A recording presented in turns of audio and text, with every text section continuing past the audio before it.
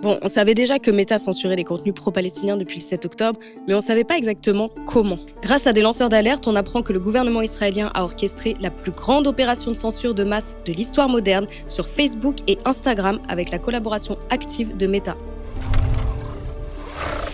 Selon le site d'investigation Dropsite News, depuis le 7 octobre, le gouvernement israélien envoie des milliers de demandes de suppression de contenu sur Facebook et Instagram avec un message indiquant « ce contenu fait l'apologie du terrorisme » ou « incite à la violence » et 94% de ces demandes ont été exécutées par Meta. Résultat, plus de 90 000 posts ont été supprimés à la demande d'Israël en quelques mois, parfois en moins de 30 secondes, sans intervention humaine. Mais le problème, c'est que c'est pas juste les posts directement signalés par Israël qui ont été supprimés. En faisant ça, les Israéliens ont entraîné l'algorithme de Meta à considérer les contenus critiques du génocide à Gaza comme étant dangereux. Du coup, depuis octobre 2023, l'algorithme a actionné 38,8 millions de publications. Actionné, ça veut dire supprimé, bloqué ou rendu invisible. L'article de Dropsite rappelle que chez Meta, il y a des gens en haut de l'échelle qui ont des liens très clairs avec le gouvernement israélien. Par exemple, Guy Rosen, c'est l'un des responsables de ce que Meta appelle l'Integrity Organization. Cette équipe supervise les politiques de modération à grande échelle, la lutte contre la désinformation, les contenus nuisibles, bref, tout ce qui peut être censuré ou limité sur les plateformes. Et Guy, c'est un ancien des renseignements israéliens.